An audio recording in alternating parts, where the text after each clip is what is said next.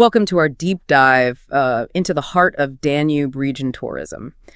You've shared some really interesting sources with us, reports from buzzing tourism fairs, insights into the latest industry trends, even award-winning examples of sustainable tourism in action.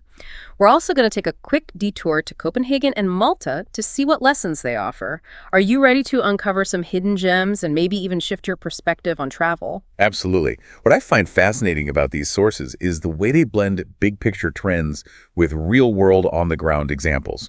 We'll be exploring everything from Gen Z's unexpected travel preferences to the innovative ways hotels are going green, and even a special look at a tourism bank model that's making waves. First up, let's head straight to Vienna, a city that's always buzzing with tourism activity.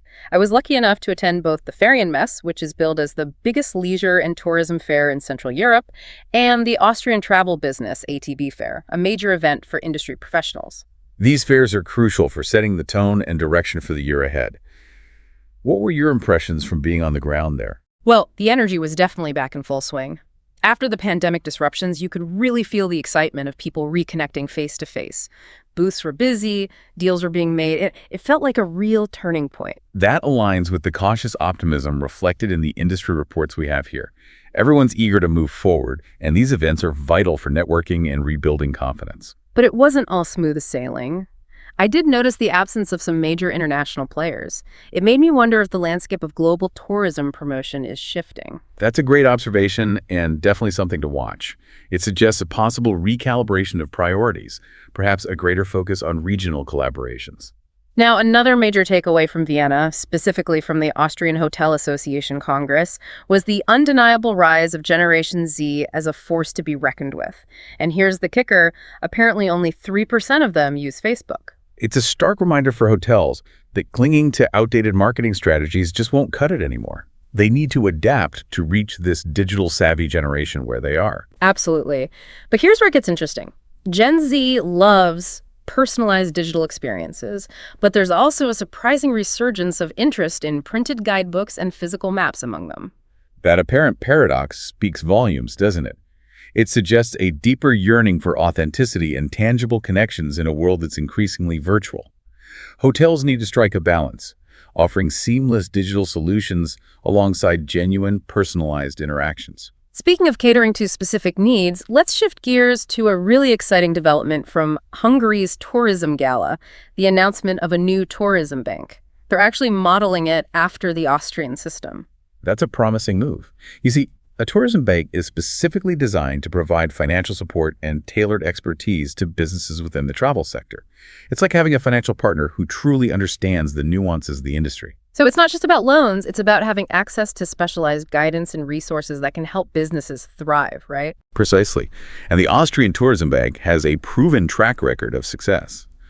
Not only did they play a crucial role in stabilizing the industry during the COVID crisis, but they've also been a driving force in promoting sustainable tourism practices for years. They even incentivize businesses to adopt environmentally and socially responsible practices, often by linking financial support to positive ESG metrics. That's fantastic. Using financial leverage to encourage positive change. What a brilliant strategy. I hope Hungary's new bank takes inspiration from that. Now, let's move from the financial world to some real on-the-ground examples of sustainable tourism initiatives. You know, I actually had the honor of serving on the jury for the Hungarian Sustainable Tourism Awards this year. That's quite an honor. What were some of the standout entries? The quality was incredibly high, which is a testament to how much progress is being made in this area. One of the winners in the large enterprise category was a program to implement what they call Swedish table-style serving in school lunches. That's interesting. I'm not familiar with that concept. Can you elaborate? It's all about giving kids more choice and control over their portions. Instead of pre-plated meals, they can choose from a variety of dishes and take only what they want. It's designed to significantly reduce food waste while also promoting healthier eating habits. Ah, I see. It tackles sustainability on multiple levels. Food waste reduction, encouraging healthy choices, and even giving kids more agency. A fantastic initiative. Exactly. The other winner in the small and medium enterprise category was a project called Sustainability in the Life of Villa Kabbalah. They've transformed this beautiful villa into a model of eco-conscious hospitality, focusing on everything from energy efficiency to locally sourced ingredients. It sounds like a must-visit for anyone traveling to Hungary. I'm adding it to my list. It's wonderful to see such diverse approaches to sustainable tourism being recognized and celebrated. Now, in addition to those awards, there were two special recognitions given out. One went to the Művészetek Völgyi Valley of Arts Festival, a cultural event that's making great strides in incorporating sustainable practices. The other special award was given to the Staglan Cabin project in Hasutny, a small village nestled in the Hungarian countryside. And that was your personal pick, wasn't it? What makes the Staglan Cabin so special? Well, for starters, they've managed to create this truly unique guest experience that seamlessly blends sustainability with a touch of luxury. That's an important point. There's sometimes a misconception that sustainable travel means sacrificing comfort or quality, but it's clear that's not the case at all. Exactly. At Staglan Cabin, you can enjoy a luxurious escape while knowing that you're supporting a business committed to minimizing its environmental footprint. The award itself was a one-year membership in the GSTC, which is a leading international body for setting and promoting sustainability standards in travel and tourism.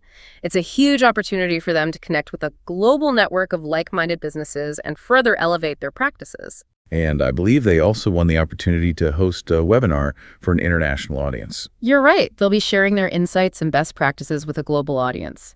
It really highlights how cross-border collaboration and knowledge sharing are vital for driving progress in sustainable tourism. Absolutely. Now, are you ready to venture outside the Danube region for a moment and explore some inspiring examples from further afield? You mentioned Copenhagen and Malta. Get ready for some fascinating contrasts and unexpected discoveries. Okay, first stop, Copenhagen.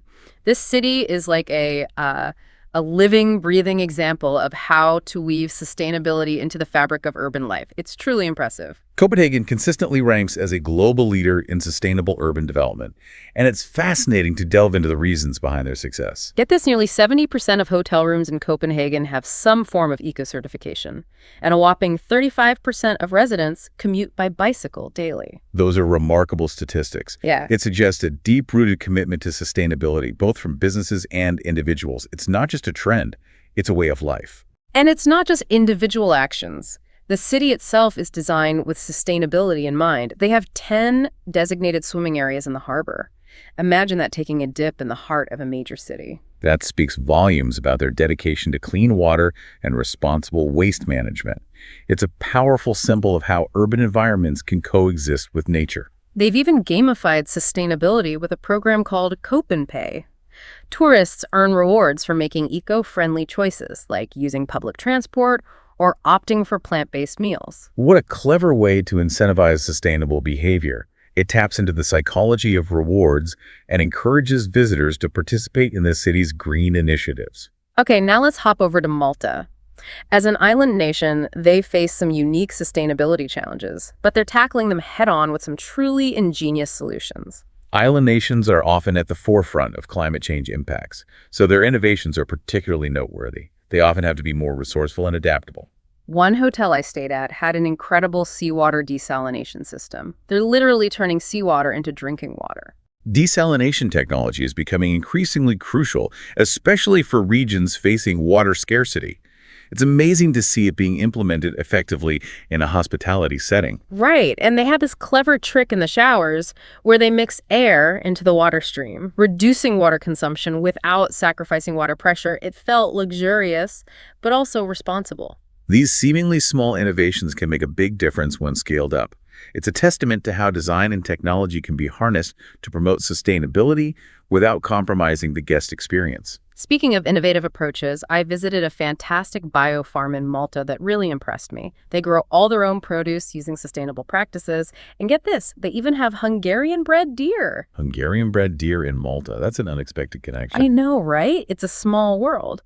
But what it highlights is their commitment to local sourcing and sustainable farming practices. It was a reminder that delicious food can also be ethically produced. This connects back to the growing demand for authentic and sustainable experiences. People are increasingly interested in knowing where their food comes from and how it was produced. Absolutely.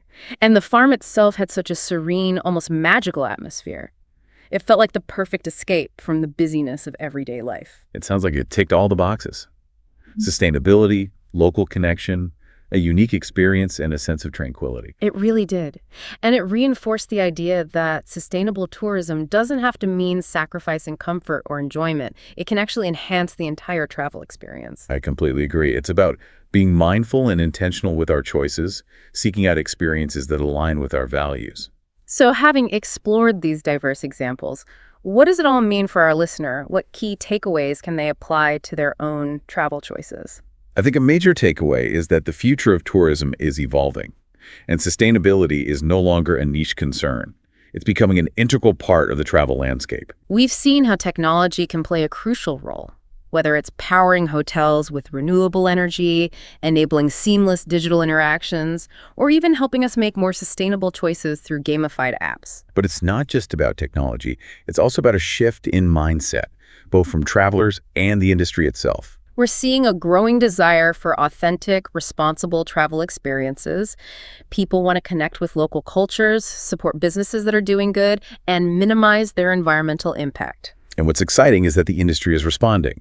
From innovative hotels to eco-conscious tour operators and destinations embracing sustainable practices, there are more options than ever for travelers who want to make a difference. Exactly. So as you plan your next trip, whether it's to the Danube region or beyond, consider how you can incorporate these insights into your own travel style. Perhaps you'll be inspired to seek out a hotel with strong eco-credentials, explore a destination that's prioritizing sustainable development, or even try that Swedish table approach at home to reduce food waste. The possibilities are endless. It's been quite a journey exploring these Danube tourism trends and innovations, hasn't it? We've covered so much ground, from those bustling tourism fairs in Vienna to the inspiring sustainability initiatives in Hungary, and even those eye-opening examples from Copenhagen and Malta. And what struck me is that there's a real sense of momentum building. Sustainability is no longer just a buzzword. It's becoming a core value that's driving innovation and shaping the future of travel in the Danube region and beyond. It's not just about doing the right thing anymore. It's about creating more enriching and meaningful travel experiences. Exactly. Remember those swimming areas in the Copenhagen harbor? Or that hotel in Malta turning seawater into drinking water? These are fantastic examples of how sustainability can enhance the travel experience, not limit it. And let's not forget that incredible biofarm in Malta with the Hungarian deer. Talk about a commitment to local sourcing. It's proof that sustainable practices can lead to unique and memorable experiences for travelers. It all comes back to the idea of mindful travel, being conscious of our choices and their impact on the places we visit. And what's exciting is that there are so many ways to embrace this approach, whether it's supporting businesses with strong eco-credentials, choosing transportation options that minimize our footprint, or simply being respectful of local cultures and environments. So as we wrap up this deep dive, what's the one key message you hope our listener takes away from all of this? I think the most important takeaway is that sustainable travel is within everyone's reach. It's not about being perfect. It's about making small but meaningful choices that add up to a bigger impact. And those choices can actually lead to richer, more fulfilling travel experiences. It's a win-win for travelers and the planet. Absolutely. So the next time you're planning a trip, consider those small shifts you can make.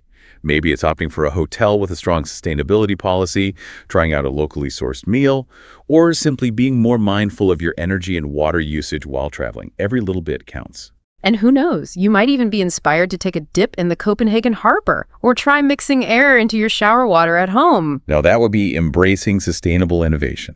But in all seriousness, we hope this deep dive has provided you with valuable insights and inspiration for your future travels. Remember, the power to create a more sustainable and enjoyable travel experience lies in your hands. We've included links to all the resources and initiatives we mentioned in the show notes, so be sure to check those out. And until next time, happy and mindful travels.